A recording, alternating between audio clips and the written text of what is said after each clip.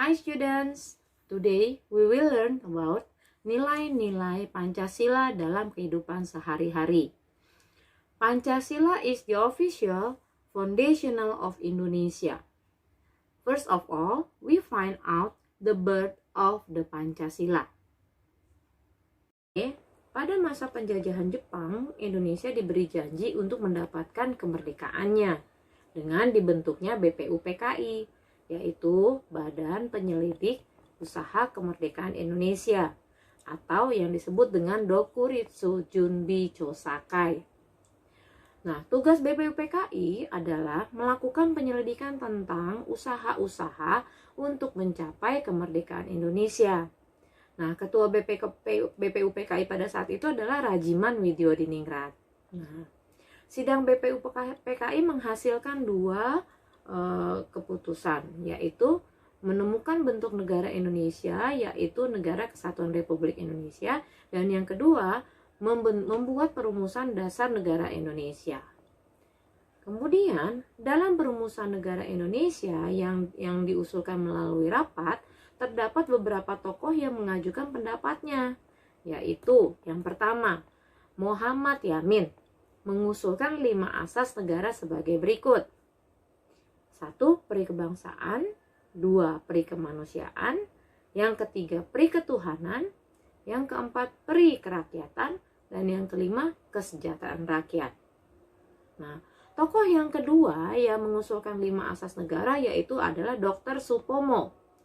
Usul-usulan beliau adalah sebagai berikut: persatuan, kekeluargaan, kesinambungan lahir batin, musyawarah, dan keadilan rakyat.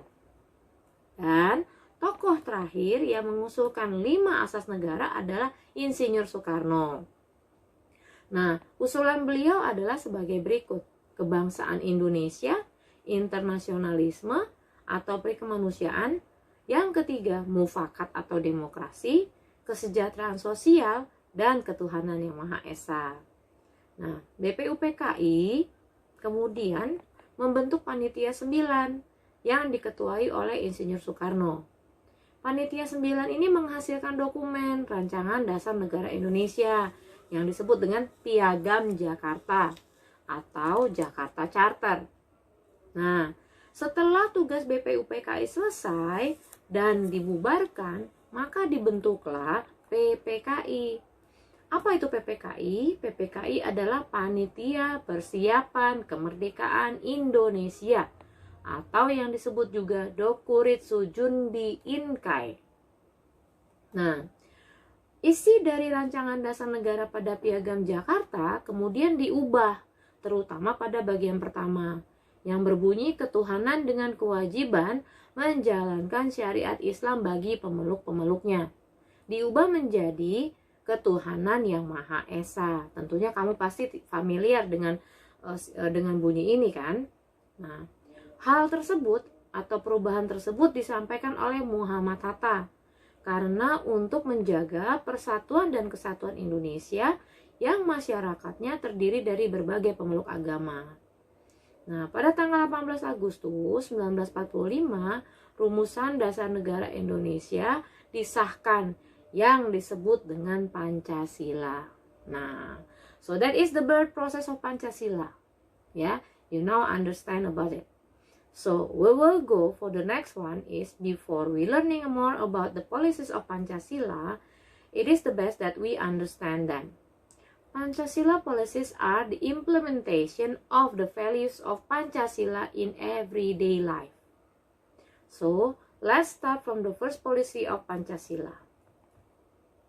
Ketuhanan yang Maha Esa. The first policy asks us to have faith in God and to follow His orders. The value that is contained in this policy is the belief in God, living in tolerance with other beliefs holders and harmony. Then we go to the second policies. It is kemanusiaan yang adil dan beradab. The second policy contains the value of equality, tolerance, and compassion. And then the next one, we go to the third policy. It is persatuan Indonesia. The policy contains the value of nationality, the love for country, and putting mutual interest first. And then we'll go to the fourth. Kerakyatan yang dipimpin oleh hikmat kebijaksanaan dalam permusyawaratan perwakilan. The values are contained in this policy are to put democracy become the most important thing and to respect different opinions. And then we'll go to the last one. The last policy is keadilan sosial bagi seluruh rakyat Indonesia.